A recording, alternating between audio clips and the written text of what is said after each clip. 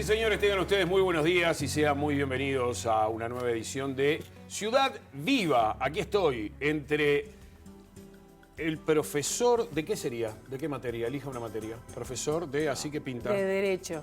¿De No, Derecho? Para Derecho le falta la corbata, ¿no? Educación moral y cívica. Sí, eso podría ser. Sí. A mí me da astronomía. Astronomía. Sí, profesor de astronomía. Un muchacho Bien. que vive en la luna, por ejemplo. Sí, podría me ser. parece muy bien. mucho Después de les muestro dónde está la astronomía. Osa Mayor. Y la señora acá que tiene una pinta de colegiala de... Precisamente colegiala, ¿no? ¿Por qué no? Me da ¿Colegiala? masa scripta, ¿eh? Ah, scripta, Sí. pero es una cosa seria la Me da masa scripta. scripta como que te des la que te rezongaba. Bueno, me pasaba mucho en mí. Bueno, en el liceo. ¿será porque lo rezongo? Sí. Aquí Sí, estamos en la modo, scripta. en modo viernes, como habrán comprobado, pero en Sí. realidad esta alegría es la que reina todos los programas, así que todos los días de El modo de viernes, la si le semana. quiero mandar un saludo a mi amiga Tania Tavares. Corresponde a la ley porque es la que me cuida en este grupo. Así que le Bien. mando un beso grande, que hoy no nos va a acompañar, pero bueno, el lunes Sí. ya la tenemos nuevamente con nosotros. Como no, está de paseo en el interior, así que un beso grande para Tania. Además y prometió que va a traer tacuarí. es verdad que ayer La- habló de la una bebida- bebida la bebida típica melense. de allá de, Sí, sí. de Cerro Largo. Vamos a ver Exacto. cómo Uno además la piensa probaremos. tacuarí, ¿qué será? Una caña con butiá, con alguna Qué cosa. rico, ¿no? ¿Qué va a ser? Por lo Eso menos suena una- rico. una bebida ¿Cómo se pierden a refrescante. veces esas cosas, de esos gustos, esa memoria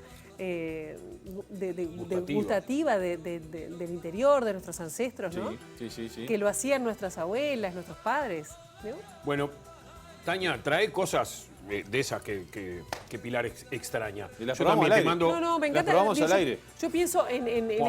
esos aromas, en esos Caña esos con gustos butiá. que se hacía antes en la casa y se va perdiendo, ¿no? Sí. Bueno, yo también aprovecho y le mando un beso grande a tu amiga, Tania Tavares. Bien. Bueno, un día con un montón de información que Cargado de surgió en el números, día de ¿eh? ayer. Ayer Sí. fue impresionante la cantidad de cosas que surgieron, porque obviamente estuvo la rendición de cuentas, de la que ya nos vamos a referir, pero también está todo el caso de Villa Española, ¿no? Que es Sí. realmente muy triste. Y ha terminado con la suspensión del fútbol del fin de semana por la medida que tomó la Mutual Uruguaya de jugadores de fútbol, de futbolers, porque precisamente solidarizándose con todo Villa Española. Todo esto arrancó con el tema de la intervención, las amenazas. Tuvimos aquí la presencia de Omi Casarré contando un poco los detalles, todo lo que había sucedido el último fin de semana en el partido Villa Española con Racing, hechos de violencia, amenazas de muerte, que tampoco eran nuevas porque no surgieron en el partido el fin de semana, venían sino manejando que ya hace venían rato. de antes, Sí. incluso en la última asamblea que se había realizado por parte de Villa Española. Después de todo esto, estuvo, por supuesto, la medida del Ministerio de Educación y Cultura de intervenir el club, pero después también nos fuimos enterando de cosas que renunció primero el Bigote López por amenazas a él y a su familia a seguir jugando al fútbol. Renunció toda la directiva y todos los colaboradores de Villa Española. Renunció el cuerpo técnico entero de Villa Española, Sí. solidarizándose con toda esta situación. La Mutual Uruguaya de Jugadores de Fútbol lo primero que hizo fue, señores, suspendemos del fútbol, así no se puede seguir esto, hay que tomar alguna medida, hay que resolverlo de alguna manera. Una medida muy atinada, hay que decirlo, ¿no? Yo creo que Parar sí. todo hasta que, Yo creo las que cosas sí. estén relativamente claras, por lo menos, ¿no? Porque en esto hay mucho ida y vuelta, pero no sé. Y más que de vuelta se mezcla no solo lo deportivo, hablo con desconocimiento de causa, ¿no? Pero por lo que estoy viendo, lo que pude leer, política, no solo deportivo, intereses económicos, que la verdad que no le hacen bien al fútbol en este No. caso, sobre todo a esos cuadros barriales que tienen una obra social importante, ¿no? Claro. Y digo, todos los cuadros, pero me parece que acá es como Pero, un punto... y sobre todas las cosas que del está- fútbol. Es la punta de un iceberg que está Sí, bueno sí. que se investigue, ¿no? Porque amenazas y eso, digo, no es la primera vez que me imagino que los cuadros, los jugadores, los dirigentes deben haber recibido, ¿no? Pero acá se sumaron todos y bueno, el Estado también tiene que dar vista de todo esto, ¿no? Por supuesto. El Estado como representante de todos, ¿no? Exacto, porque en definitiva esto no es una amenaza a Villa Española, esto es una amenaza a todos los que queremos vivir en una sociedad tranquila y en paz, ¿no?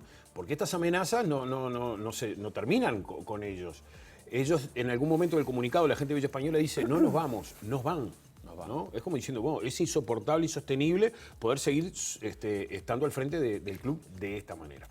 Veremos qué es lo que sucede. La Institución Nacional de Derechos Humanos también ha tomado cartas en el asunto. Resolvieron el Consejo Directivo tomar cartas en el asunto, pero esto fue incluso antes de estas renuncias. O sea, fue cuando la institución se entera de la intervención de Villa Española, allí es que deciden tomar cartas en el asunto e investigar todo este caso. Sí, también Fiscalía está actuando de oficio, ¿no? El fiscal Fernando Romano, que es el que ha intervenido en las causas que tienen que ver con el fútbol últimamente, que tienen que ver con violencia en el fútbol, ya ha tomado también cartas en el asunto y también va a estar investigando. Investigó de oficio, ayer lo dijo en MBD Noticias, lo retomamos hoy temprano y bueno, es una medida que es interesante como para tratar de ir a fondo, ¿no? En esta situación. Sí, tal cual. Fue muy triste, ¿no? Muy triste. Muy triste, muy entreverado. Muy triste. La verdad. Una buena, que no tiene que ver con... Bueno, vamos a hablar de números ahora, pero hay que celebrar que no se aumentaron los combustibles. Sí, exacto. Viste que ayer hablábamos del tema. Claro. Podríamos estar hablando de un nuevo aumento de los combustibles y bueno, esta vez zafamos, esta vez. Sí, bueno, se entregó el proyecto, la ministra de Economía y Finanzas. Hubo doblete, ¿no? Doblete. Se entregó en la Junta Departamental bien temprano, a las 3 de la tarde, y luego, creo que fue más tarde de lo habitual, no, habían dicho a las 5 de la tarde, pero fue un poco más tarde. Sí. Se le entregó a la presidenta del Senado, de la Asamblea General, Graciela Bianchi, de manos de la ministra de Economía, Susana Arbeleche, el proyecto de rendición de cuentas con algunos números más. Estamos hablando de 226 millones de dólares de incremento, exacto, ¿no? Cuando se vea en la previa, no en los últimos días, pero había dicho que podía ser gasto cero. Bueno, hubo un incremento que, bueno, contemplado, sin mucha sorpresa, ¿no? Sin mucha sorpresa. No vamos a llenar de números, pero bueno, está esa recuperación salarial de los funcionarios públicos. Exacto. También a nivel de educación, que además fue acompañada por el presidente del CODICEN, Robert Silva, ¿no? Apoyando ese incremento de 45 millones de dólares para la educación. Tiene Robert Silva entre otros, ingresando, también a Susana Arbeleche ayer al Parlamento, en esta especie de ceremonia que se hace, bueno, cada vez que se entrega el proyecto de ley de rendición de cuentas, vienen unas cajas allí con un montón de papeles, bueno, esta vez en un documento, allí la ven a Graciela Bianchi, pero bueno, los detalles de más allá de entrar en el desglose del dinero, los detalles del efectivo que irá a esta rendición de cuentas son para educación, seguridad, ciencia, salud pública y también algunas modificaciones que se introducen, se destacan cambios, por ejemplo, para AFE también y la derogación de la ley de servicios de comunicación audiovisual. Sí, no es nada más, nada menos que dentro de proyecto de rendición de cuentas, va la derogación completa de la ley de medios, de la denominada ley de medios, conocida como totalidad, ¿no? Completa no. Completa no. Bueno, salvo las dos salvo cosas. dos artículos. Las transmisiones de los partidos de fútbol en tema importantes. decisorio y el lenguaje de señas. Exactamente. Que bueno, que ya había sido, estaba contemplado en la ley. Y bueno, de ese tema también vamos a estar hablando más adelante, ¿no? Lo que implica esto, lo de, por ejemplo, dejar abierto a todo tipo de licencias, cualquiera se puede presentar, cómo se van a otorgar las licencias a partir de ahora. Hoy, por ejemplo, una titularidad a nivel de extranjeros no se permite. Bueno, ¿qué va a pasar a partir de ahora? Bueno, de alguna manera lo que se dice que elimina prácticamente la ley de servicios de comunicación audiovisual para presionar el proyecto que ya está en el Parlamento y que estaba durmiendo, ¿no? Sí, cajonado. Exactamente. Sí. Porque no tenía los votos inclusive dentro de la coalición. ¿Hace cuánto que está? Hace mucho tiempo. ¿El proyecto? Sí. No, de esta administración. No, está bien, pero la ley en general la había No, quedado... de 2014 fue en el gobierno de Mujica, en un proceso que fue muy participativo de la sociedad civil, pero también de los empresarios vinculados a la comunicación, a los cable operadores, pero también a los medios de comunicación aquí de Montevideo, ¿no? Los canales privados. Y fue un proceso bien interesante que además fue señalado desde el exterior por cómo se realizó, ¿no? Y que además de avanzada en lo que es el tema de apoyo a lo que es la libertad, de garantizar la libertad de expresión, la diversidad. Bueno, temas varios que no son menores, que a veces quizás la gente puede no estar enterada, porque a veces puede pasar, pero vamos a estar hablando más adelante, ya aprovecho, con Gustavo Buquet sobre este tema, que es investigador, que ha trabajado mucho con el tema de concentración de medios. Cierto. Mencionamos AFE recién también. Sí, pero una cosa antes, lo concreto es que más allá de todo lo que digamos, la ley, como algunos sostenían, no hay mejor ley de medios que la que no existe. Hoy por hoy no hay ley de medios. Hoy no hay ley de medios. ¿Ah? Fue derogada la ley de medios, quedaron 2 artículos nada más, que era lo que decíamos. Bueno, es el proyecto. Vamos a ver qué pasa porque no hay acuerdo Perdón, en la coalición. Hoy está derogada, no, perdóneme. Está la Es el iniciativa. proyecto, la iniciativa, perdón, no está todavía no está derogada porque esto es como cualquier ley que tiene que ser votada en ambas cámaras y Exacto. además tienen un plazo y todo eso. Veremos qué pasa si en el camino hay un proyecto nuevo, pero ya lo decías vos, Pilar, hay dificultades porque no todos están de acuerdo. Y con respecto al tema AFE también hay algunas modificaciones y también vamos a estar charlando del tema AFE en un ratito con Waberley Tejera, que es el ex director de Transporte Ferroviario del Ministerio de Transporte, que justamente es el que cobra muchísima importancia, porque buena parte de los cometidos de AFE van a pasar precisamente a esa dirección perteneciente al Ministerio de Transporte. Está muy bien. Bueno, no sé si ya tenemos el contacto con el Centro de Gestión de Movilidad. Usted me dirá, Betana, está perfecto. Bueno, entonces vamos a abrir la ventana de Ciudad Viva para ver cómo está el tránsito en la capital a esta hora. Como siempre está Lucía Gómez allí esperándonos. ¿Qué tal, Lucía? Buen día, contame cosas. ¿Qué tal, chiquilines? Buen día, buen viernes. Por aquí con la información sobre el tránsito. En primer lugar, mencionarles que de acuerdo a lo que son los flujos habituales, hay algunas demoras por 8 de octubre desde Luis Alberto de Herrera hacia la zona de Tres Cruces y también por Avenida Italia desde Valle y Ordóñez hacia la zona de Hipólito Yrigoyen, esta cámara que estamos viendo de aquí del Centro de Gestión de Movilidad. Así que bueno, a quienes tengan que ir por estas zonas, tener en cuenta esta información. Además, para hoy hay algunos cortes previstos por la zona del Cordón. Se va a estar trabajando cortando Ana Monterroso entre Acevedo Díaz y Juan Polié hasta aproximadamente las 17 horas. También la calle Palmar va a estar cortada entre Requena y Polié a partir del mediodía y hasta las 19 horas aproximadamente. La calle Berro va a estar cortada entre Gabriel Pereira y Miguel Barreiro hasta aproximadamente las 16:30. También por la zona de Pocitos, Diego Lamas entre Aedo y Rivera hasta las 12:30. Y en la calle Pedro Campbell van a comenzar reparaciones de saneamiento, así que está previsto que esté cortada entre Enrique Puey y Palmar hasta el 5 de julio. Y comentarles que a partir de las 10 va a haber una movilización desde la zona del Palacio Legislativo que va a ir hacia la Torre Ejecutiva. Van a tomar Avenida Libertador, Río Negro y también la Avenida 18 de Julio. Así que bueno, es probable que durante se lleve a cabo esta movilización, el tránsito por esta zona desde el Palacio Legislativo hacia el centro esté un poco enlentecido, así que bueno, también a tener en cuenta esta información. Y por último, recordarles que a partir de hoy está vigente la prórroga del Congreso de Intendentes para los vencimientos de las licencias de conducir y todos los trámites que tienen que ver con la renovación. Es por 60 días para aquellos permisos que vencieron desde el 30 de junio de 2020. Así que bueno, quienes tengan que renovar su licencia de conducir pueden hacerlo agendándose por el teléfono al 1950 4000 opción 2, o bueno, si tienen la posibilidad pueden hacerlo también por la página web de la Intendencia de Montevideo, que a este momento hay números libres para el mes de septiembre.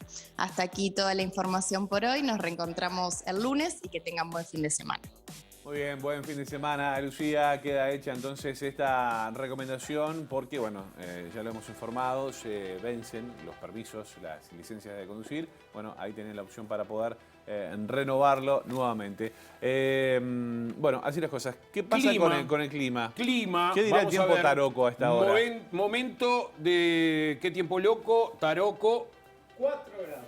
4 grados. ¡Epa! Creo que es la temperatura más baja desde que Taroco nos anunció. Sí. Me parece. Sí, 4 grados apenas. Mirá, ¿querías amplitud térmica? Toma, de 1 grado a 16 vamos a estar hoy. Pero qué lindo sol que hay atrás, ¿eh? Atrás hay un solcito precioso, una mañana limpita. Sí, no pero sé, gotas caen, como gotas dice caen, no sé el a alemán. qué hora, pero ahí está. Cuídate, por las dudas, llévate, además el saquito lleva paraguas. Mañana sábado, entre 6 la mínima, 14 la máxima. Y el domingo volvemos a tener la misma amplitud térmica que el día de hoy, entre 1 y 16 grados.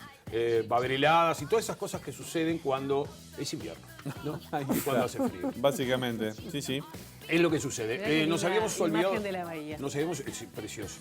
Mirá cómo está la mañana, hermosa. Linda mañana. Nos habíamos olvidado de contarles que también va a estar con nosotros presentando un libro precioso que se llama Cuando sea grande, el señor Sebastián Moreira. Exacto. Vamos a tenerlo en el correo de la mañana. Sí, Bien, señora. hacemos una pausa y ya Hacemos. venimos. ¿Cómo no? Seguimos Claro que con sí. Más Viva.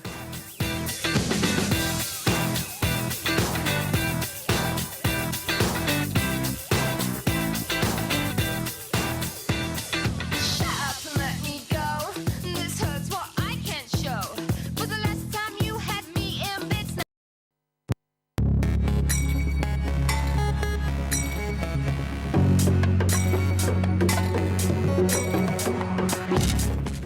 Desde el primer gobierno post-dictadura, el primer gobierno del doctor Sanguinetti, que se viene conversando acerca de los trenes, que fue primero cuando se quitaron los trenes de pasajeros del Uruguay para comenzar todo un periplo que nos lleva hasta el día de ayer, precisamente cuando se presenta el proyecto de rendición de cuentas, en donde precisamente hay un artículo que se refiere a AFE. ¿Qué es lo que sucede? Para hablar de todo esto, de la actualidad, precisamente del transporte ferroviario, para hablar de lo que sucedió, lo que va a suceder de aquí en más, hemos convocado a Waverly Tejera. Él fue director de transporte ferroviario de la anterior administración y le vamos a pedir auxilio para entender un poco todo esto.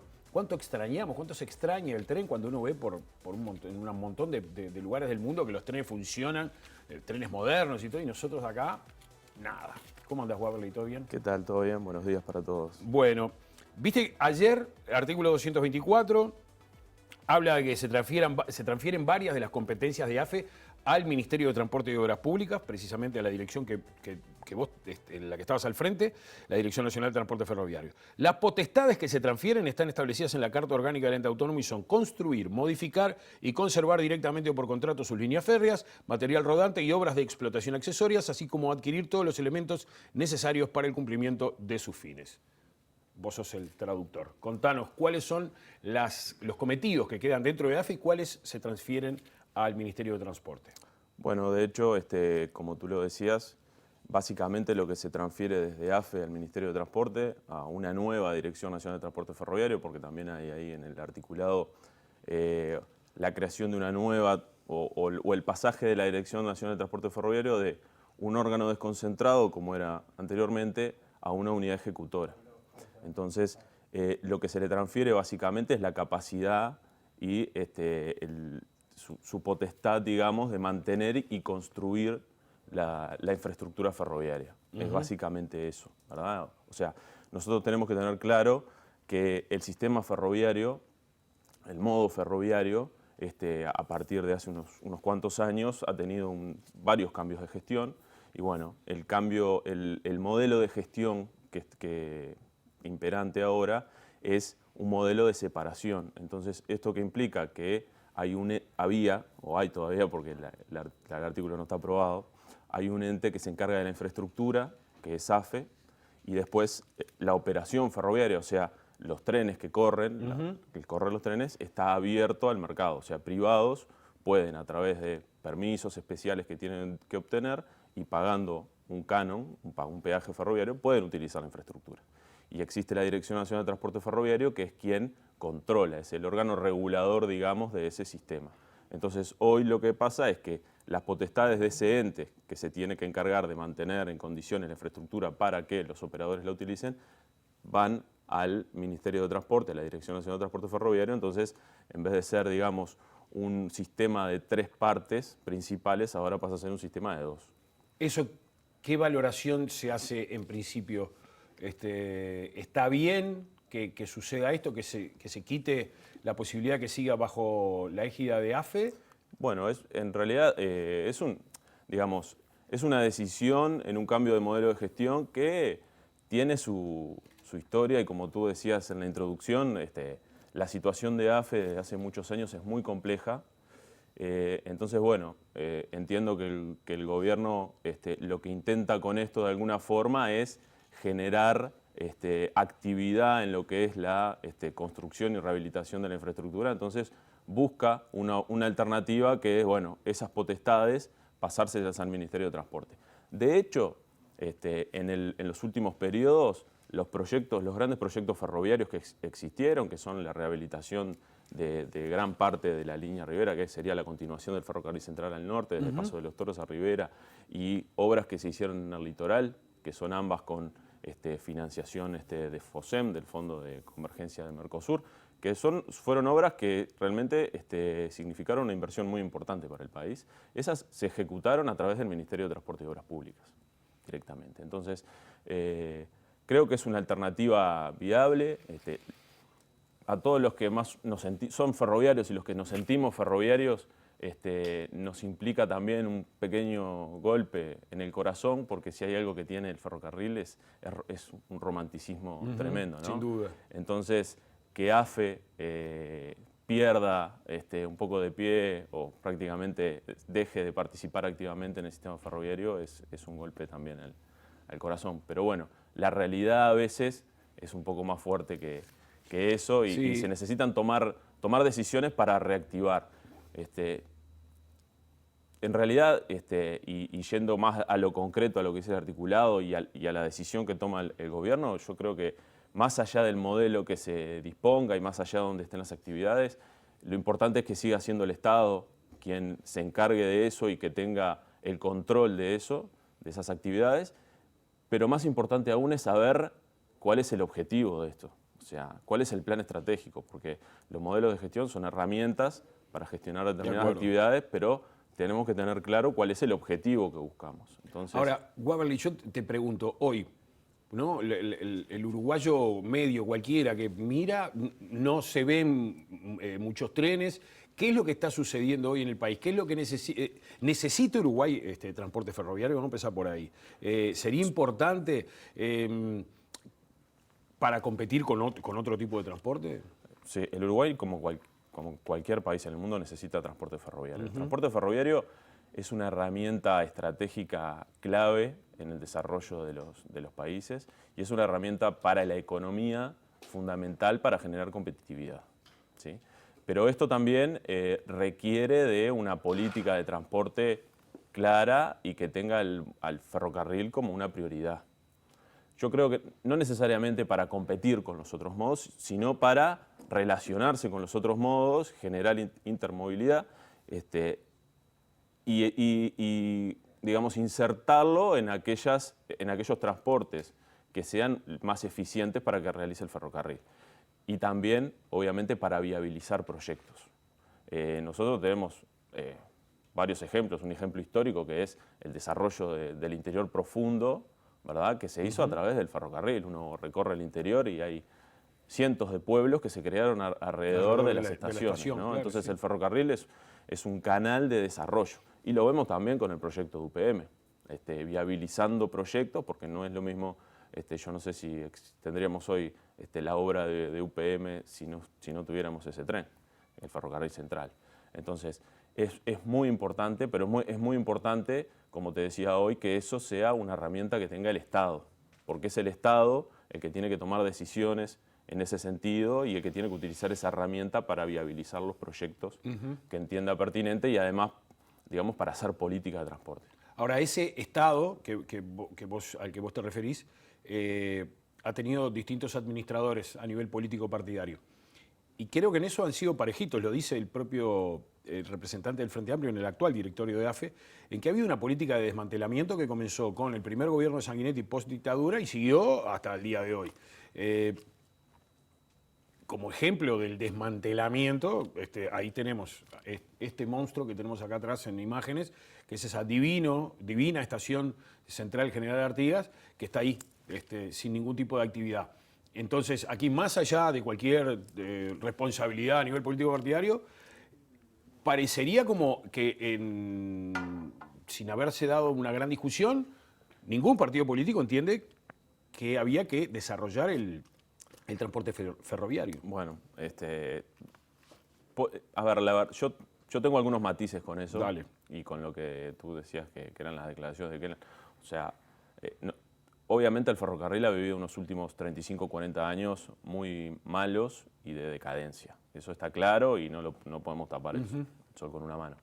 Pero también tenemos que ver cómo se encaró eso, porque no es lo mismo una situación de desmantelamiento, de cierres de líneas, de quitar servicios como pasó en los 80, a luego un proceso en el cual se intentaron se tomaron diferentes medidas y se intentaron desarrollar el ferrocarril cambiando los modelos de gestión, con inversiones en infraestructura y demás, que lamentablemente no tuvieron los resultados esperados. Entonces, me parece que son dos cosas diferentes por lo que te decía al principio, por el objetivo, ¿no? Porque uno puede tomar medidas tácticas, como Bien. puede ser esta que toma el gobierno, pero si no sabemos cuál es el objetivo, si el objetivo no está claro, no podemos valorarlo plenamente. Entonces, no es lo mismo lo que pasó, me parece, en los gobiernos a finales de los 80, con lo que pasó en los últimos 15 años, que se intentaron muchas cosas, lamentablemente los resultados no fueron los esperados, pero... ¿Y por qué te parece que no fueron los esperados?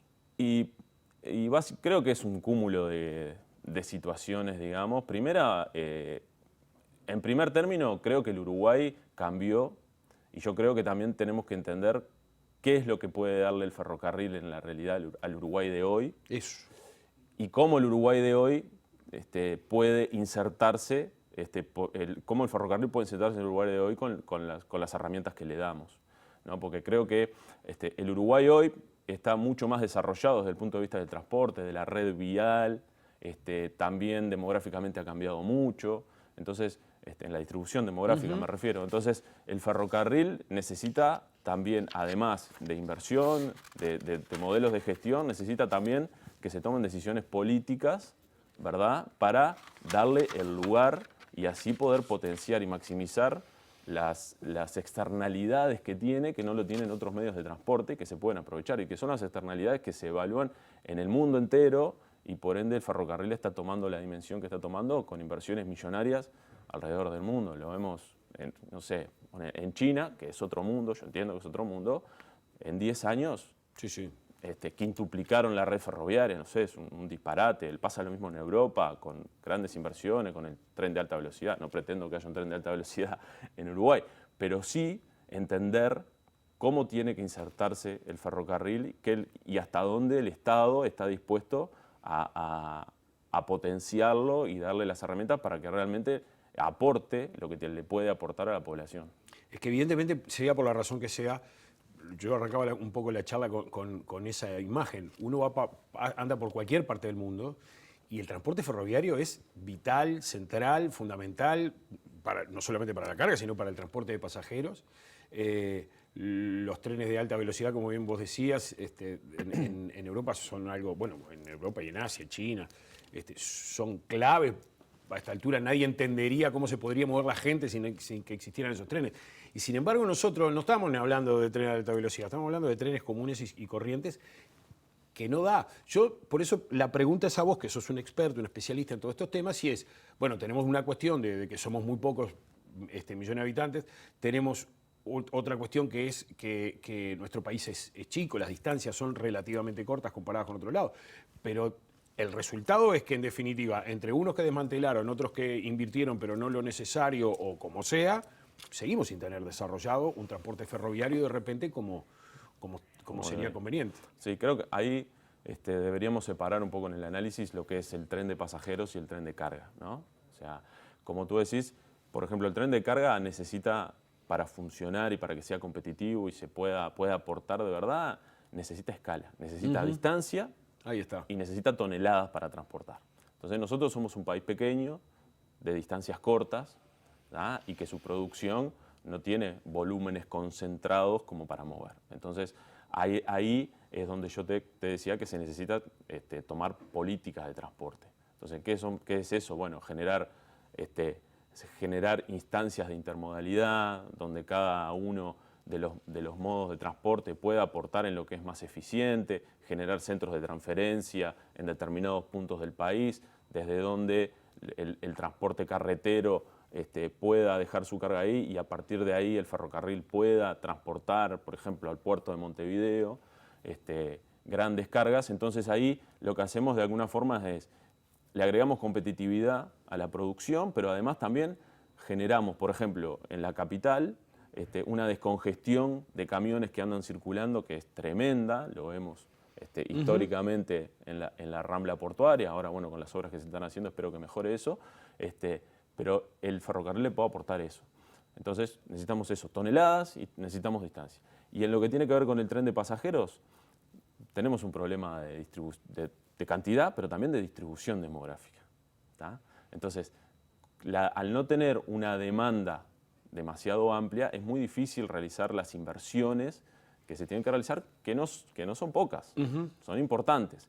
Y además también hay una cosa que es bien importante, que nosotros para tener un tren de pasajeros, yo creo que un tren de pasajeros, por ejemplo, de larga distancia acá, como muchas veces se habló, es inviable.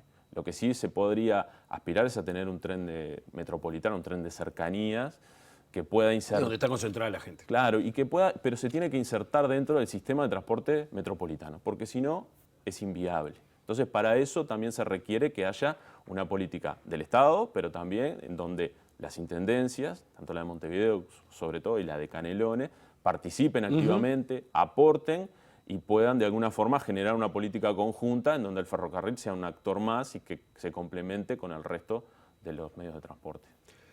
Waverly Tejera, muchísimas gracias por ayudarnos a comprender un poco más este fenómeno del transporte ferroviario en Uruguay. Gracias a ti de las órdenes. Nos vamos a una pausa y enseguida volvemos porque hay mucho más Ciudad Viva. Strawberries and something more. Ooh yeah, I want it all. Lipstick on my guitar. Fill up the engine, we can drive real far. Go dancing underneath the stars.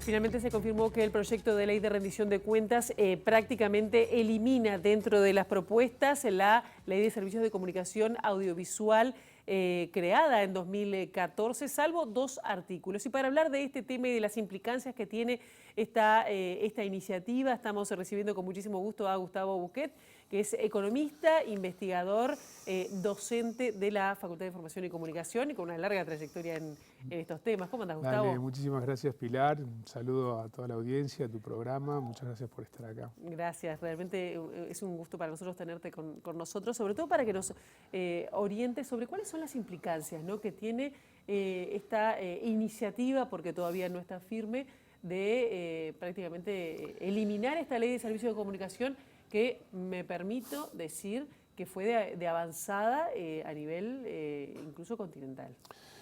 Exactamente. Lo que propone la rendición de cuentas que está entrando en el Parlamento el día de hoy es, digamos, o dejaría de ser aprobado en la peor situación en la que ha estado la regulación del audiovisual a nivel nacional históricamente, ¿no? Porque, ¿qué pasa? Que en la época de la dictadura se había aprobado un decreto del año 78, el 734, que establecía un marco regulatorio, si bien limitado, muy estricto en el cumplimiento de algunas medidas de los canales de televisión. Por ejemplo, que no se excedieran en el tiempo de publicidad, que no se podían tener, por ejemplo, viene de ese decreto de la época de la dictadura, más de 3 frecuencias, digamos, por permisario.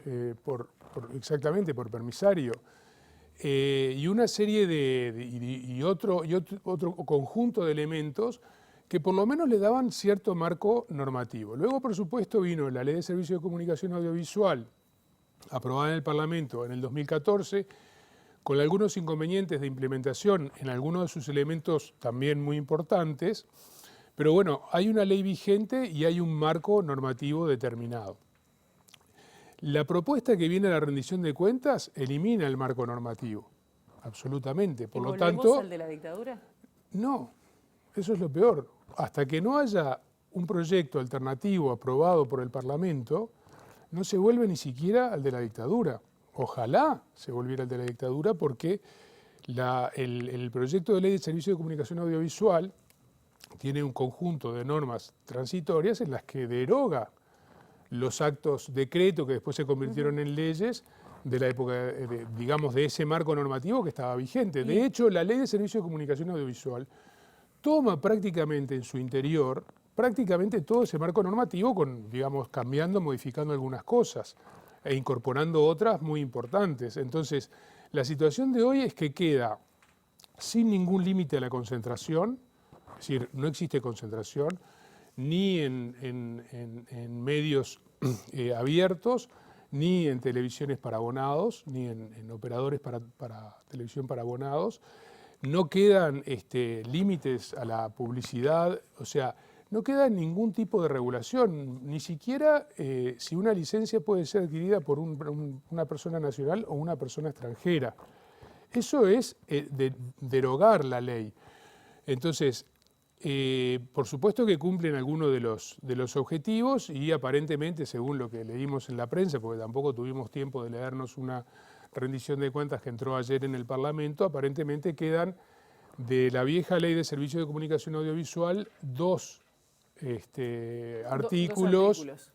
Uno es que no necesariamente son menores, son importantes, que uno es la lengua de señas y el otro son, dentro de los, digamos, derechos de interés general de la audiencia, está la posibilidad de ver los partidos de fútbol de competencias eliminatorias de Uruguay. Claro, ¿y cuáles son las implicancias, por ejemplo, para ir desmenuzando un poco, en qué situación quedaría si se aprueba? Dicen que en realidad que es para forzar la aprobación de una ley de medios que ya está, de comunicación audiovisual, que está por ahora, que está medio trancado porque no hay acuerdo en el oficialismo, ¿no? Pero, por ejemplo, si desglosamos la concentración, ¿qué implicancias tiene para la ciudadanía el que no haya ningún tipo de límites? Que hoy creo que estaba en 3... Fíjese, si no hay ningún tipo de límite, o sea, podríamos analizar, como Pilar, como sabés, las licencias se otorgan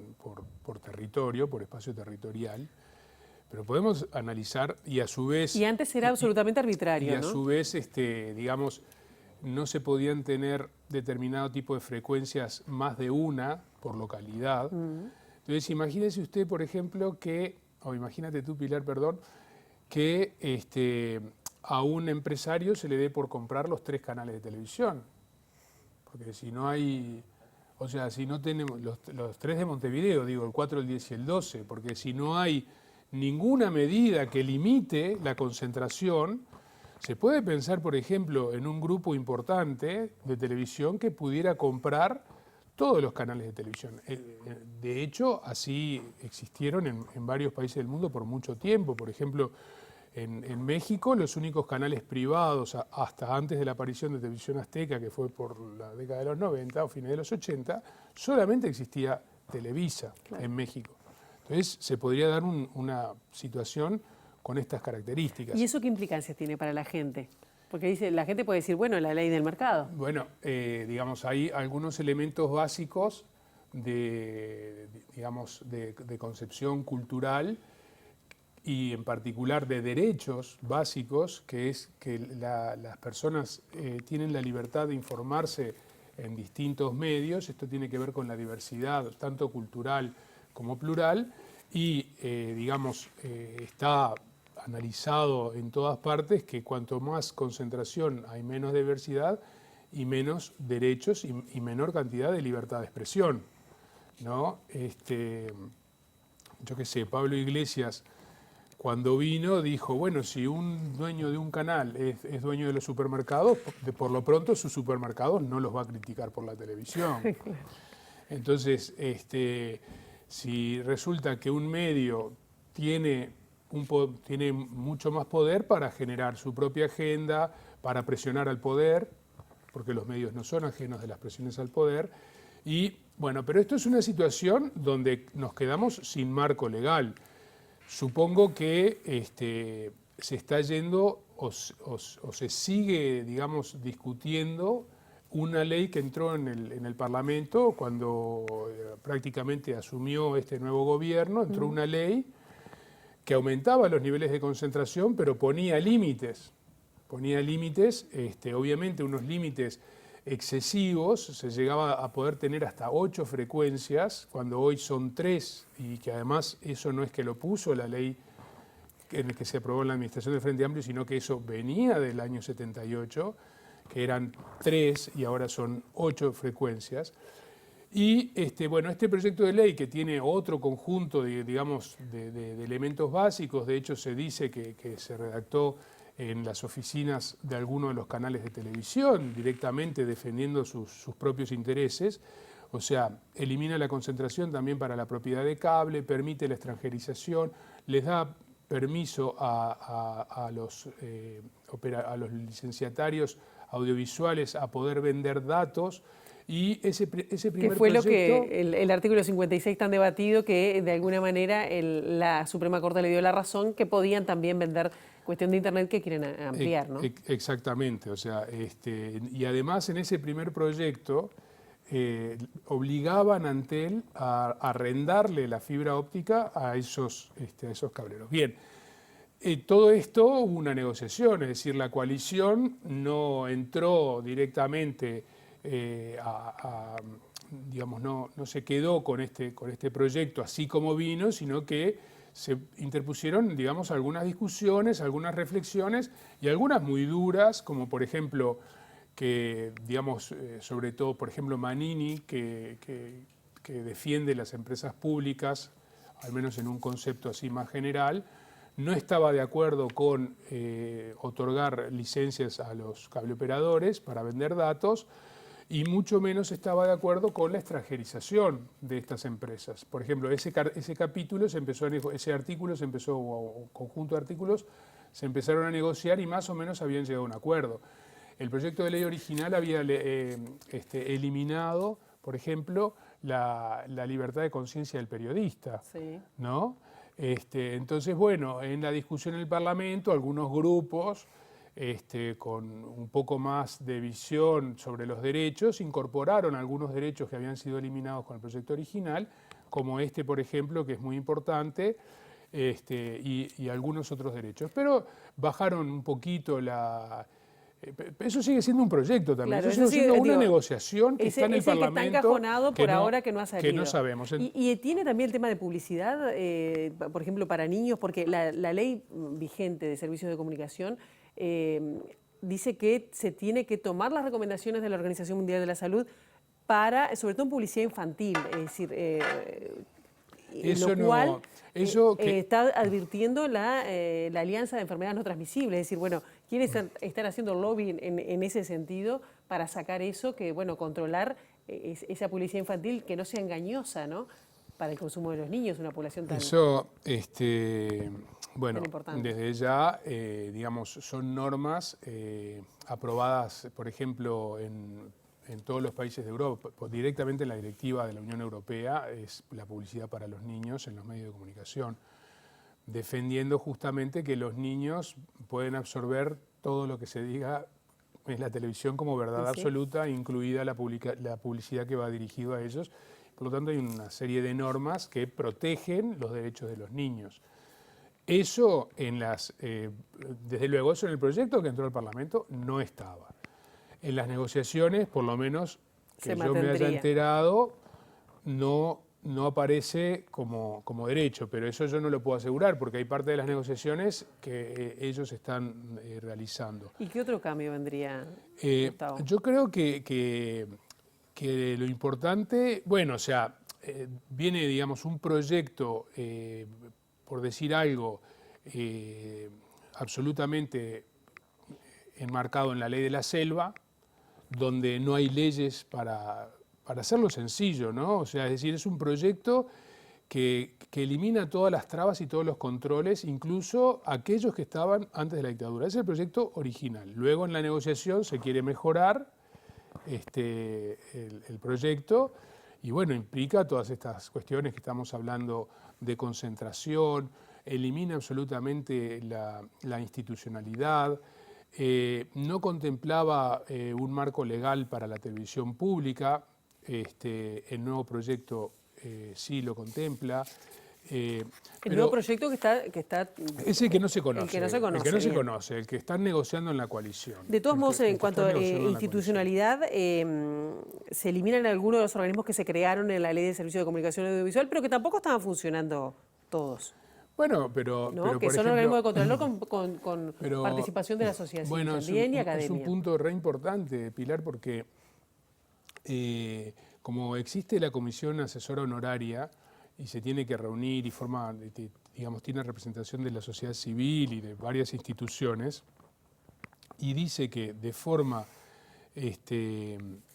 o sea, no vinculante pero necesaria, se tiene que pronunciar a los efectos de proporcionar de que el gobierno otorgue una licencia, es una formalidad que se ha tenido que ir cumpliendo y por lo menos se tiene que reunir, porque es la ley vigente, entonces no se puede otorgar una licencia si no se reúne, por ejemplo, la chasca. Entonces, después se ha tenido que hacer algunas otras actividades que son imprescindibles, como organizar el espectro, reorganizar a las radios comunitarias. Entonces, de alguna manera han tenido que apelar a esa institucionalidad, una institucionalidad que se elimina totalmente y por eso es tan importante la pregunta, porque hoy, por lo menos, existen un conjunto de mecanismos que transparentan la asignación de licencias, que eso absolutamente desaparecería en cualquier proyecto de ley.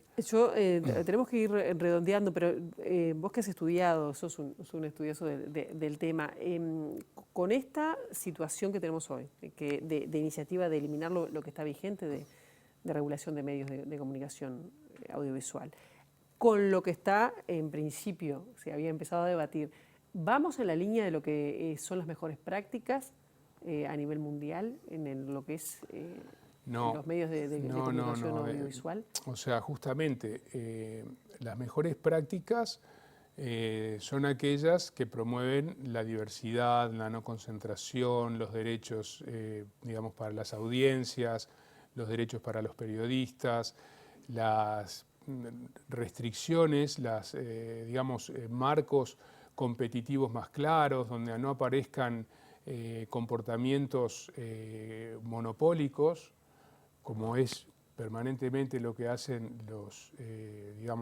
los operadores de cable principales de Montevideo, tienen actitudes por su poder de negociación y su, digamos, mayor capacidad económica, tienen posibilidades de imponer prácticas, de imponer precios, o sea, claramente los estándares lo que hacen es imponer determinado tipo de normas que las grandes empresas no puedan desarrollar. Y bueno, estamos quedando pendientes con esto de las licencias para los cableoperadores, porque ya se otorgaron licencias para cableoperadores. Esto es lo otro, no sé si... No, licencias, ¿cuáles licencias? Es decir, nuevas licencias. Claro, o sea, antes para Internet, estos los 5 decís tú. Claro, que claro. Los 3 de Montevideo, los cables de Montevideo y 2 del interior. Por eso, efectivamente, o sea, justamente aprovechando, digamos, un mecanismo insólito de regulación, porque efectivamente hay una inconstitucionalidad, o sea, la Suprema Corte entendió que el monopolio de datos al hogar no es de Antel, pero eso no quiere decir dar licencias en condiciones ventajosas a, digamos, los grupos que ya siempre vienen obteniendo ventajas de los distintos gobiernos de los partidos tradicionales, ¿no? Entonces, ¿por qué no esperaron a que haya una ley y que todos puedan arrancar la carrera simultáneamente? O sea, ahora casualmente, justamente, digamos, si hay un mercado de datos interesante para un cablero, es el mercado de datos de Montevideo, sí, donde se concentran 500.000 hogares atendidos por Antel y unos 100.000 hogares atendidos por ellos, por los 3 juntos, ¿no? Y ahí el gobierno dice, bueno, pero sirve porque vamos a bajar de precios. Entonces, el asunto principal es que, primero, como siempre, esto llega sumamente tarde al Uruguay. Entonces, la red de cobre que tienen los cableros no les sirve. Entonces, tienen que apelar a la infraestructura de Antel. La infraestructura de Antel es una infraestructura de una empresa pública que invirtió $800 millones en tener la red. Entonces, la única forma que los cableros tienen de proporcionar el doble servicio de contenidos audiovisuales y datos al hogar, ¿no? como una única empresa, es utilizando la red de Antel. Claro. Entonces, Antel, en el negocio, cualquiera puede entender que si hay unas personas que van a sacarle un negocio a otras, pero esta otra les va a dar la infraestructura para que desarrollen el negocio, es obvio que Antel va a terminar perdiendo, para decirlo de forma sencilla, quizás es un problema más complejo, y los operadores de cable van a terminar ganando, y ahí va a haber una transferencia directa de recursos de Antel a los cableoperadores en un momento donde los cableoperadores, por la situación global del streaming, de la reducción de abonados a la televisión de pago, están pasando un momento, digamos, de decadencia, de declive económico. En ese momento aparece, y además con los recursos de Antel, beneficiando a un conjunto de grupos que aparentemente se quiere apoyar para que sigan existiendo.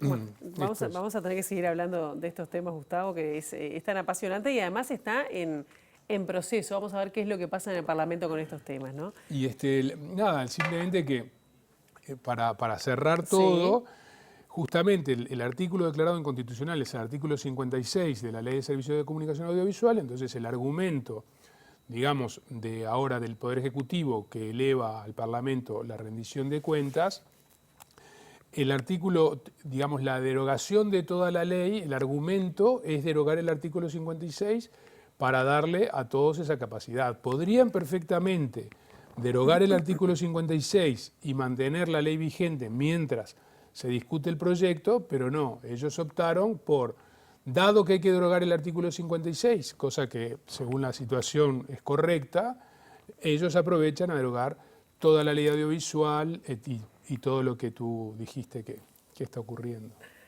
La seguimos. Perdón. No, Pilar. todo muy bien y es un tema que por eso digo va a seguir en el debate porque esto está en el Parlamento y da para largo. Te vamos a volver a invitar. Bueno, gracias. muchísimas gracias, claro que sí. Hacemos una brevísima pausa y seguimos más en Ciudad Viva. No se vayan.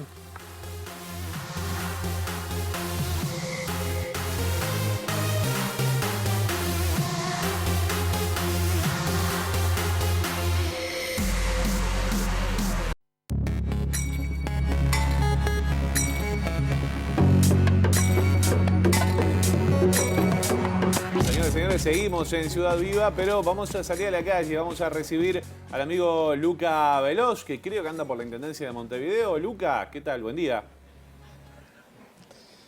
Es así, José María, un saludo para todos allí.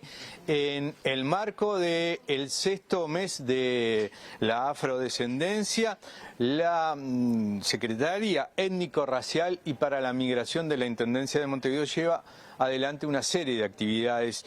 Comunidad presente, cultura resiliente es la consigna de esto que se inscribe además en el mes de la afrodescendencia a nivel nacional y el diseño de las personas afrodescendientes a nivel internacional. Y la Intendencia va a presentar una encuesta. Elizabeth Suárez, directora de la Secretaría. ¿Cómo le va? ¿Qué tal? Buenos días. Sí, así es, como todos los años, en el marco del mes de la afrodescendencia, es un marco nacional, pero que obedece justamente al diseño de las personas afrodescendientes y a lo que es también el plan de acción de Durban, y entre otras cosas. La Intendencia, bueno, tiene el compromiso que año a año tiene este mes para, bueno, de alguna manera destacar y celebrar lo que es la afrodescendencia en la ciudad, pero sobre todo también poner de manifiesto todos los debes y las carencias que aún existen en esta comunidad. En esta oportunidad, bueno, como tú decías, con ese eslogan que es resiliencia, porque bueno, entendemos que la comunidad afrodescendiente es una comunidad resiliente por sobre todas las cosas, sobre todo por los niveles de vulnerabilidad que tiene que atravesar y que bueno, que seguimos atravesando, pero además, bueno, esta encuesta que presentamos hoy, que vamos a presentar hoy los resultados, es una tarea que comenzamos el año pasado a partir de la necesidad de tener datos estadísticos para pensar política pública, sobre todo midiendo el impacto de la pandemia COVID-19, ¿no? Que bueno, lamentablemente el año pasado no teníamos datos a partir de lo que es la encuesta continua de hogares desagregados por etnia y un poco nos embarcamos en esta tarea porque bueno, nos importaba muchísimo poder dimensionar cuál era el impacto. ¿Cuáles son las características de esta encuesta que se hizo en colaboración con Naciones Unidas, ¿no? Sí, así es. Esta encuesta cuenta con el apoyo de UNFPA, del Fondo de Poblaciones de Naciones Unidas, y bueno, y tiene la característica de que lo fuimos trabajando desde el mes de agosto a enero de este año. Básicamente se estuvo trabajando, generando a través de, bueno, en tres niveles, se puede decir, se hizo de forma personalizada, telefónica y también llenando un formulario en la web de ambas instituciones. Llegamos a un universo de unas 600 personas, pero la muestra que tomamos es una muestra de 493 para que fuera lo más equitativa posible y representativa de los territorios. La pobreza en las personas afrodescendientes es una de las características de nuestro país. ¿Qué pasa y qué pasa con estos nuevos resultados? Bien, bueno, los resultados no son alarmantes una vez más, pero no son resultados que nos sorprendan, ya que veníamos en este sondeo ya desde el año anterior. Pero bueno, sí, de alguna manera lo que vemos es que el impacto de la pandemia vulnerabilizó una vez más a la población, que bueno, que ya venían siendo una población vulnerada, pero que bueno, el impacto se refleja sobre todo a nivel laboral, se refleja sobre todo a nivel de discriminación, que parece que ha habido una exacerbación de la discriminación racial, del impacto también, hay que decirlo, de la xenofobia, ¿no? Y bueno, esos son de los datos más alarmantes. Obviamente, bueno, hay cuestiones que son generales a toda la población, como bueno, la merma en cuanto a la participación, entre otras cosas, pero bueno, hay datos que son muy alarmantes, sobre todo en estos niveles de pobreza y niveles de desocupación, ¿no? Usted tiene allí los datos. 81% de las personas afrodescendientes declaran que han tenido problemas laborales y un 30% que han sufrido algún tipo de problemas. A ver, cuéntenos. Acá un poquito lo que plantea... Yo le biché ahí la encuesta. La encuesta, bien. Sí, el 80% plantea de haber tenido problemas laborales o haber perdido el trabajo, y acá el 30% se refiere específicamente al rol de las mujeres y cómo eso... a pesar de la pandemia, bueno, se ha duplicado el trabajo, pero duplicado el trabajo en el sentido de que, bueno, mayor carga justamente para sobrellevar el día a día, ¿no?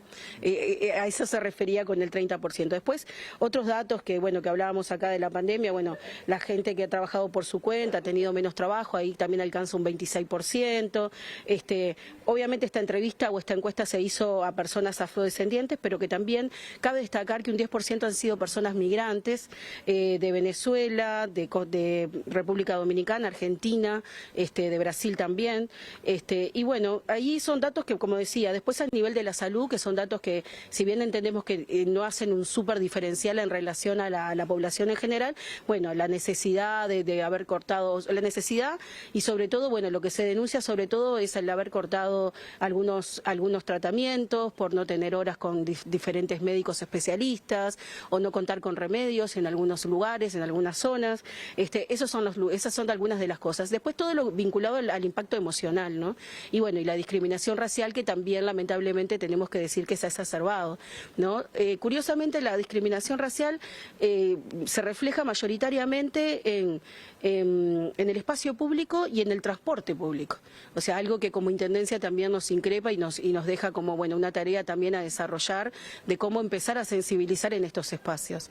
Muchísimas gracias a Elizabeth Suárez. Se van a presentar estos datos y también los resultados de un fondo muy especial. Marielle Franco es el nombre, y las organizaciones sociales que son las beneficiarias de este concurso están aquí y vamos a intentar hablar con ellas en unos minutos.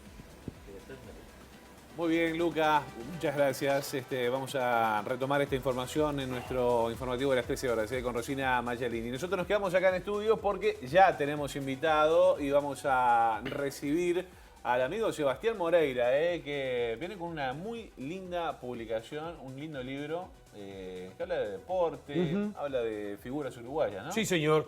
Volante por derecha, habilidoso, dicen algunos. Sí. Ahora ya se lo preguntaremos a él.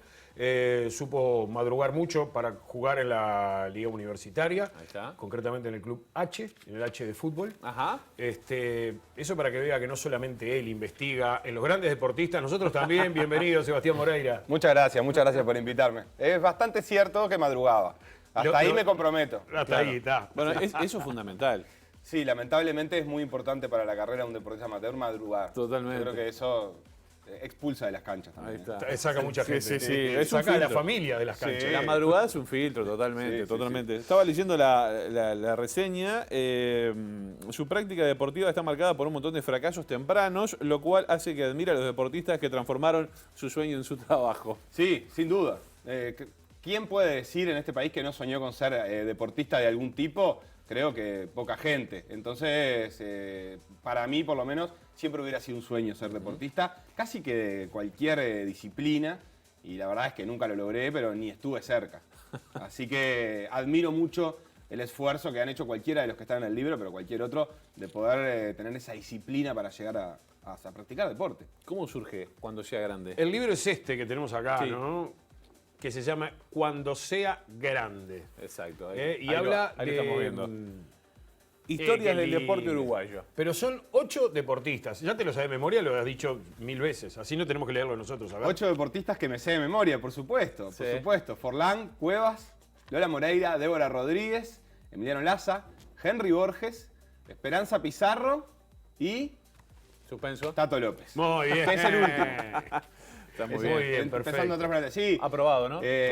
Bastante bien, bastante bien. Memoria, No, muy bien. me lo sé de memoria, en realidad lo vengo laburando hace un montón. El libro surge de Por Decir Algo, el colectivo Por Decir Algo, la cooperativa Por Decir Algo, Sí. que en algún momento, en unas vacaciones de primavera, se dio cuenta que muchos niños, muchas niñas acompañaban a sus padres en la escucha de la radio, estaban en la casa porque no tenían escuela, no tenían demasiada actividad y alguna cosa por el estilo, entonces se quedaban con sus padres en las casas y algunos escuchaban PDA, muy pocos por supuesto, pero algunos escuchaban PDA. No se Dijimos, chique, bueno, Moreira, contémosle no se así. chique. No, bueno, no eran tantos, no eran tantos. El niño no es muy fanático de la radio, pero ahí decidimos, bueno, contémosle a estos gurises que están dando vuelta por ahí, lo que contamos siempre con una óptica un poco más infantil. Y ahí empezamos con la historia de Rapinoe, hecho para radio en aquel momento, Megan Rapinoe, estaba jugando el La Mundial. futbolista norteamericana, Norteamericana, estadounidense. Claro, que se acuerdan que se había peleado con Trump y Trump le Sí, había, decía que no la iba a recibir en la Casa Blanca, ella decía que bueno, que no importa, que ella igual no quería ir. Bueno, Rapinoe terminó saliendo campeona, bota de oro, y aquel enfrentamiento entre la princesa guerrera y Trump, que era, bueno, el ogro malo, obviamente, sí. tiene todas las características, Totalmente. bastante gritón, se transformó en una pequeña saga de radio que desembocó finalmente en el libro a partir de Lola Moreira, sobre todo, que fue la primera uruguaya que decidimos contar. Y la más cercana en edad quizás a esos gurises a los que está destinado el libro. Pero me animo a decir que esto, yo lo leí y está bárbaro. Salvo que me consideren a mí un niño o un adolescente. Todos llevamos un niño adentro. Sí, algunos más grandes. No, Claro. pero está buenísimo para todos, de la forma de cómo se narran la vida de estos deportistas. ¿Y cuál es la finalidad última? ¿Qué es lo que pensás vos? ¿A qué se apunta con este libro? Bueno, el libro en realidad es un libro de cuentos. Eso a veces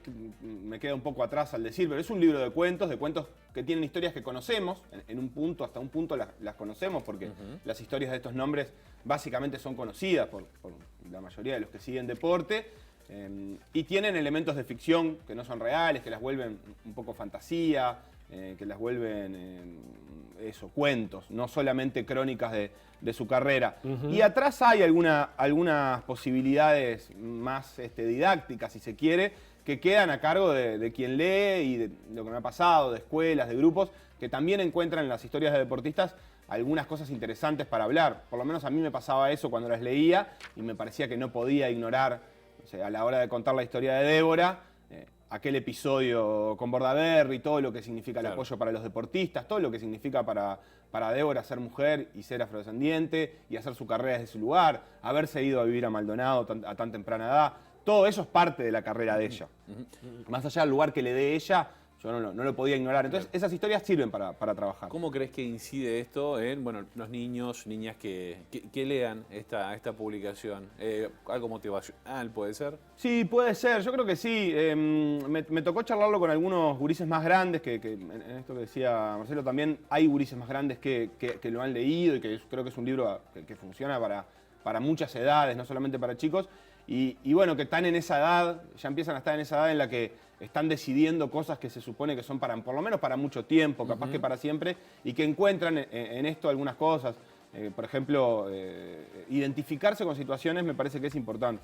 En el caso de Lola tiene la historia del Panamericano en el que estuvo a punto de perder su medalla y lo que significa una frustración grande a esa edad, sentir que los deportistas que nosotros vemos no están exentos de esos momentos de mucho sufrimiento, de mucho dolor, de sentir que el mundo está totalmente de espaldas, que no hay forma de enderezarlo, que todo va en contra. Entonces creo que esa identificación es un punto de partida. Después, no hay que caer en la de que si uno sueña todo es posible, porque ese camino es un poco mentiroso. Hay que ser realista también, claro. Sí, hay que ser realista. No todo es posible, y en todo caso el mensaje será, vale la pena el intento, que en la mayoría de estos casos ha sido muy exitoso, en otros no, pero lo que queda ahí detrás es ese intento y esas ganas de hacer algo, Bueno, está la frase del maestro, ¿no? El camino es la recompensa. Es que sí, ¿no? Es que sí, tiene que ver con eso. Sí. Yo decía hace un ratito que es un libro enfocado hacia los gurises, hacia niños, adolescentes, pero que todos podemos leer. Qué linda cuando encarás, por ejemplo, la influencia de los abuelos en la vida de Tato López. Claro. Así que para todos nosotros, los abuelos, es muy importante leer lo que dice cada uno de estos deportistas y la importancia que tienen en su vida. Seba, muchísimas gracias por el libro, por el rescate de estas historias que van incluso mucho más allá de gente que le conocemos la vida, le hemos conocido muchas cosas de su vida, como el caso de Diego Forlán, que es muy famoso, pero también de otros que de repente no se conoce tanto, pero me parece que lo que está bueno es el ángulo desde el que se cuenta la vida de todos estos deportistas, que sin duda alguna además creo que fueron elegidos porque de una manera u otra son ejemplo. Sí, por lo menos para mí. La verdad que cualquier deportista que compite también a este nivel es un ejemplo. Es muy difícil llegar ahí sin un montón de virtudes que hay que tener para llegar ahí. Para mí todos son un ejemplo. Está Henry, entre los que no son conocidos, Henry Borges, que es judoka paralímpico, que para mí es una persona que admiro mucho desde muy chiquito, que lo he tenido cerca y que lo que ha hecho a mí me fascina mucho y por eso también decidí que esté esa historia en el libro. Pero sí, son un ejemplo de muchas cosas. En estas 8 historias que contás, que cuentan en el libro, ¿hay algún denominador común más allá del esfuerzo, la perseverancia? Sí. Hay varias cosas que son comunes.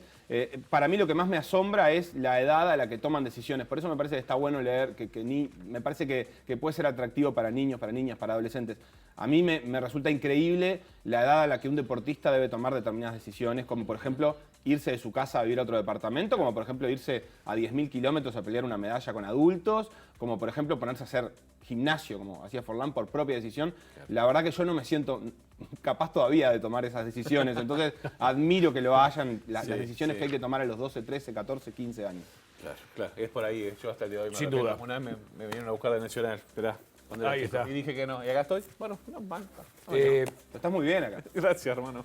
Para niños de entre 4 y 120 años, entonces, para niños y adolescentes de entre 4 y 120 años, cuando sea grande, un libro realmente fantástico. Muchísimas gracias. Gracias, Sebastián. Muchas gracias a ustedes. ¿Lo escuchamos en la radio a partir de qué hora? A partir de la 1. Ya voy corriendo por ahí. En M24. Y además, hoy hay una cita mundial deportiva que es el Tour de France. Arranca hoy el Tour de France. Sí, señor. Muy Tour de France, pero empieza en Dinamarca. Fanáticos ambos, ¿no? Sí. Fanáticos del ciclismo. Compartimos con Seba y compartimos también con nuestro querido compañero Luca Veloz también el gusto por el ciclismo. Sí. Pero en este caso no nos va a hablar de ciclismo. No, Luca. No. Es así, Marcelo. Bueno, además hoy no hice los deberes, así que lo conversamos el lunes si quiere. Dale. El lunes lo hablamos, aparte los sitios medio pueblo Sequeira, así que lo hablamos el lunes mejor. No, se lo debo.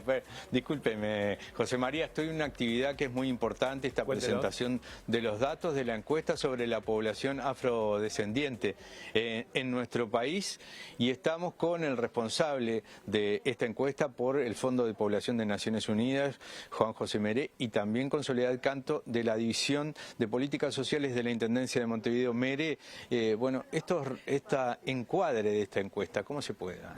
Bueno, el Fondo de Población había realizado una encuesta sobre el impacto de la epidemia en la población afrodescendiente y habían salido datos que se habían presentado aquí también, donde mostraban la sobrerepresentación de la población afrodescendiente en los temas de pobreza infantil de 0 a 5 años, en los temas de fragilidad respecto del mercado de empleo, y frente a esa situación la Intendencia de la Secretaría por la Equidad Étnico-Racial y Poblaciones Migrantes, la Intendencia nos pidió apoyo para realizar una encuesta con una muestra por conveniencia pequeña, con 500 personas, que era el momento de profundizar en los impactos de la epidemia en la población afrodescendiente. Y nos pareció una acción estratégica para generar respuesta de política pública. Soledad, estos datos de esta encuesta, impacto emocional en las personas afrodescendientes es uno de los destaques. Sí, una de las cosas que se midieron fue el impacto emocional. Un poco encuadrado en impactos generales, impactos en la vida en general, impactos en la vida laboral y también en cuestiones más de salud mental en concreto, de si se ha sentido agobiado más de lo habitual, si ha sentido que no puede realizar sus actividades cotidianas también más de lo habitual, esto en referencia al momento de la pandemia, en referencia al periodo anterior, ¿no? ¿Y esto se acentúa en la población afrodescendiente? Bueno, vemos que en la población afrodescendiente hay impactos importantes en todos los aspectos, tanto en el ámbito laboral, como ya mencioné, en la participación también de las personas en organizaciones sociales, la participación social en general se ha visto disminuida, más del 50% nos dice que ha participado menos o ha dejado de participar, lo cual esto también impacta en las cuestiones emocionales, ¿no? Como se sabe. Y también indagamos sobre el tema de la discriminación en general, por el color de piel, pero también por género, por situación económica, por lugar de residencia y también en concreto, como era una encuesta a población afrodescendiente, por color de piel en distintas situaciones y bueno, y ahí vimos que en general en todas las situaciones que medimos, las personas en general se sienten, el 60% ha sentido algún tipo de discriminación en los últimos 5 años, que era como hacíamos la pregunta, y en las distintas situaciones, sobre todo en espacios públicos, es donde más sienten discriminación. Muchísimas gracias a los dos. Es el trabajo que tiene que realizar ahora la Secretaría y también la División de Políticas Sociales de la Intendencia de Montevideo. Bueno, nos quedamos acá para conocer algunos datos más. Nos quedamos con la preocupación esta. Las mujeres afrodescendientes en la carga laboral y también en la discriminación han sentido en esta última época y sobre todo por el COVID una recarga y esto lo marcaba el 60% de ellas. Muchas gracias, Luca, muchas gracias. Estaremos muy atentos y seguiremos muy de cerca todo este tema porque realmente es, sin duda alguna, preocupante. Nos metemos ya en la agenda cultural para hoy, para este fin de semana. Sí, arrancamos recomendándoles El Gato Renato. El Gato Renato es un personaje que encarna a nuestro querido amigo Martín Duarte y presenta, en este caso, un viaje hacia la escuela. Es un espectáculo pensado para niños y niñas de 0 a 8 años. Se presenta en la sala Hugo Balso, en el Sodre, este sábado y domingo a la hora 16. Gato Renato nace como proyecto musical en el año 2017, cuando un grupo de padres comenzaron a crear canciones con una finalidad pedagógica. En este espectáculo está integrado por Martín Duarte, Juan Pablo Silva, Freddy Besio y Freddy González. ¿Qué le parece? El Gato Renato, un saludo al amigo Martín Duarte y a todo ese plantel, es tremendo. Bueno, ahí queda hecha la invitación. Una más para contarles también, que tiene que ver con música, en este caso Pink Trip, rinde homenaje a Pink Floyd, nada más y nada menos una de las bandas emblemáticas de la historia musical, esta vez con un show que pretende presentar el disco de Dark Side of the Moon de manera idéntica al grabado por la banda británica en el año 73. El espectáculo es hoy en la Sala Experimental de Malvin a la hora 20:30. Las entradas están a la venta a través de Ticantel. Pink Trip.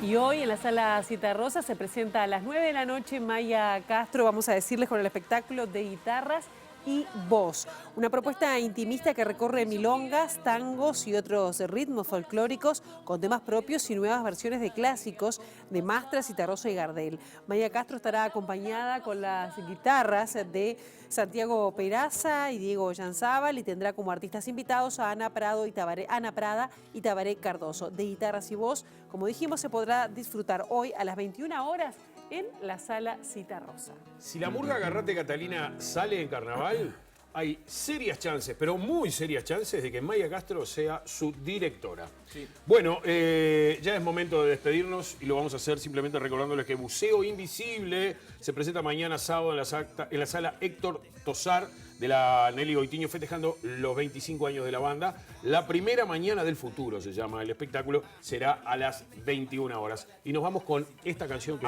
les habíamos prometido. A ver. ¿Música para irnos? ¿Cómo dice? Si tú lo quieres, yo te lo doy. Patate chucu. Me voy. La banda se llama Cima Funk.